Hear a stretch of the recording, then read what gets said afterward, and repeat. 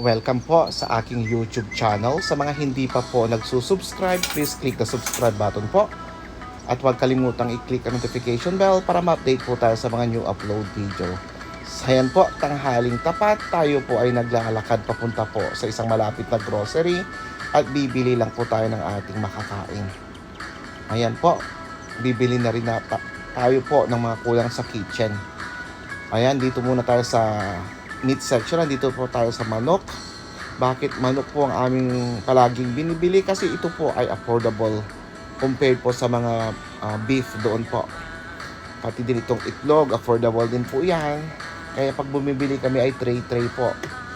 Ayan, ito po ang una nating pupuntahan. Dito po unang bibili sa mga mangga.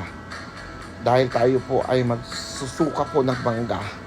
Sasawsaw natin sa suka at asin. Ayan, matigas-tigas pa kaya masarap yan. Ito naman mas mura tong isang ito. Kaso nga lang hinog na po. Ito, matigas-tigas pa, masarap. Ito naman po ang ating talong. Bibili tayo ng dalawa na malaking talong. Kasi kung hindi mo din maluluto, masasayang lang din po. Dito tayo sa mga prutas po.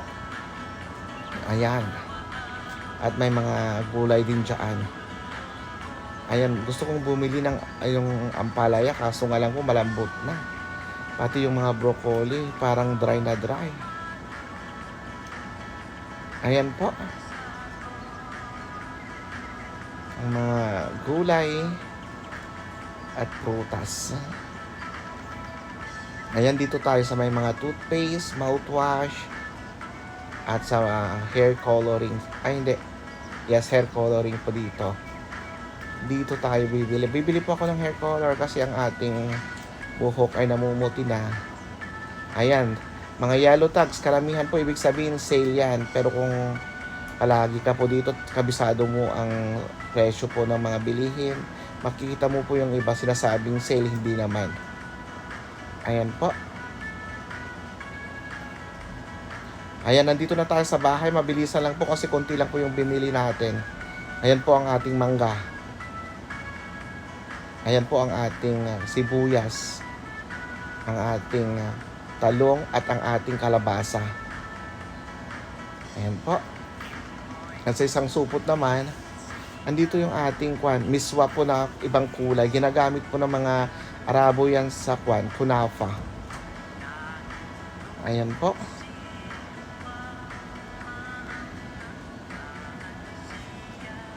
O, diba?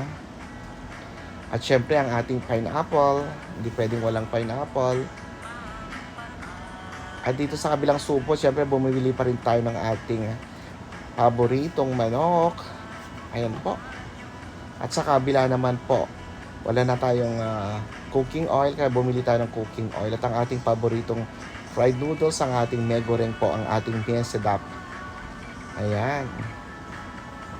Ayan po ang ating pinamili for today. Ayan.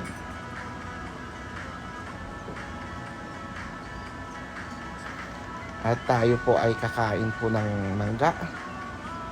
Ayan, lilinisin lang po natin.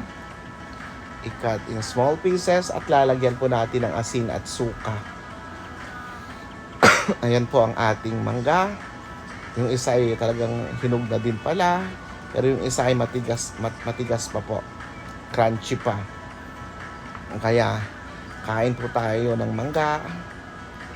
Maraming salamat po sa lahat ng nanood hanggang dito po. Salamat!